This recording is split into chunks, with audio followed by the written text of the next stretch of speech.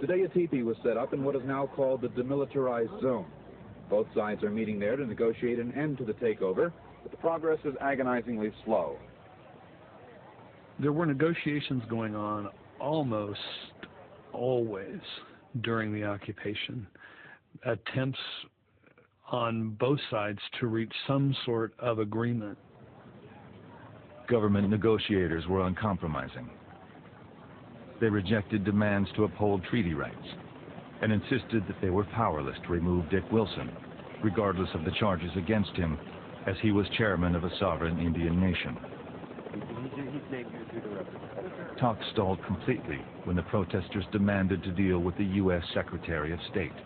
I understand they want Henry Kissinger out here. Do you think this is realistic? Do you think he'll come?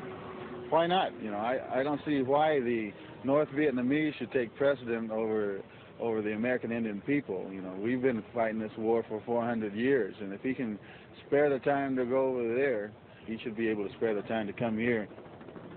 But it would be correct to describe the current situation as an impasse. If there's such a thing as an impasse on an impasse, then that's what we have. Officials from the Departments of Justice and the Interior took the lead in negotiations. The attention of the White House was elsewhere, on the unfolding Watergate scandal.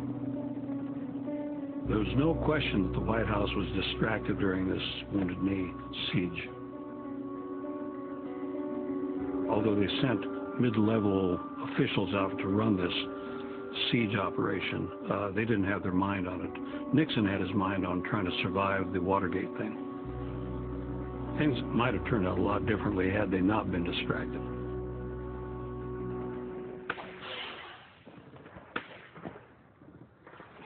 Bring that fucking light out!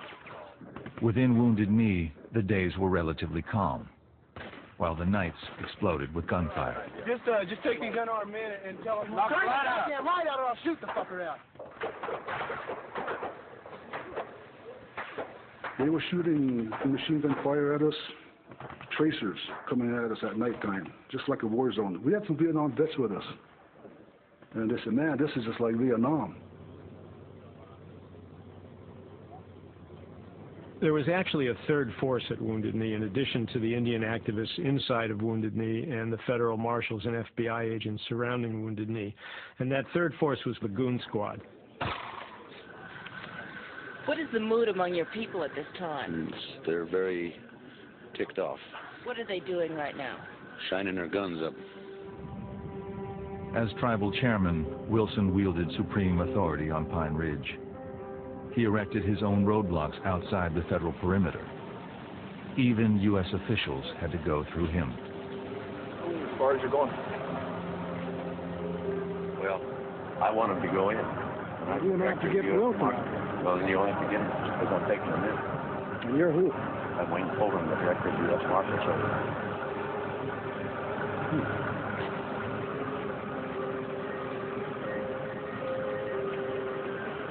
Well, what do you think? Let him in? These goons were armed, and they frequently got in between the federal lines and the Wounded Knee perimeter and shot in both directions with the intent of provoking firefights, because they were angry that the government didn't go in and take over Wounded Knee. Inside the village, the protesters had their own military operation, led by Indians trained by the government they now took up arms against.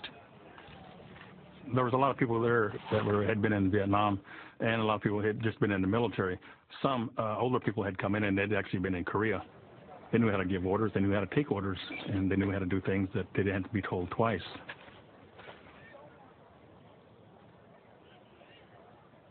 I knew we were making history for our people.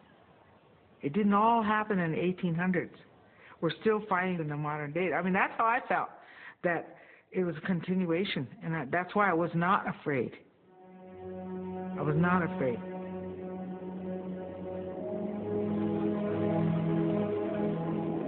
In the 19th century, the Lakota fought furiously to defend their territory against relentless American expansion.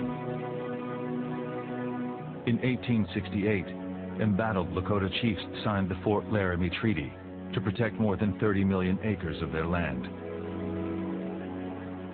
But the United States soon reneged and forced the Lakota onto small, desolate reservations.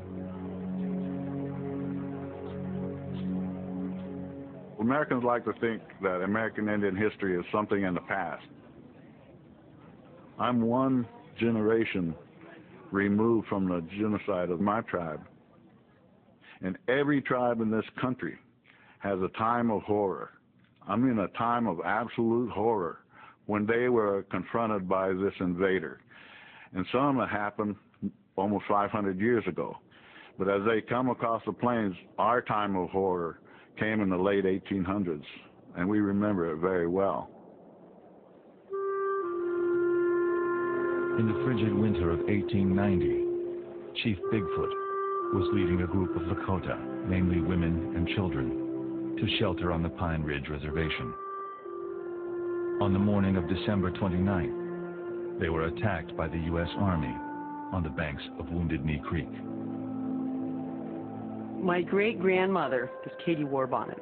She was a survivor at Wounded Knee. When the shooting broke out, she and her sister got Keeksali, ran down into the ravine and made it to some plum bushes. And she could hear the firing and the firing and hollering, and then finally it was quiet. More than 300 Lakota people lay dead.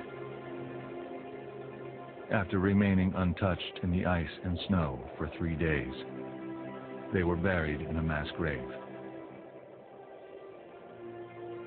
The massacre would mark the brutal end of centuries of armed Indian resistance.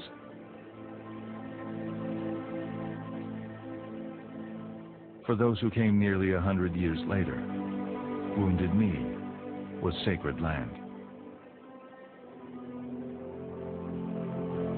I walked over to a gully and I picked up some sage and I went and washed myself and I prayed to those ancestors that were there in that gully. And I said, we're back. We'll return my relations. We'd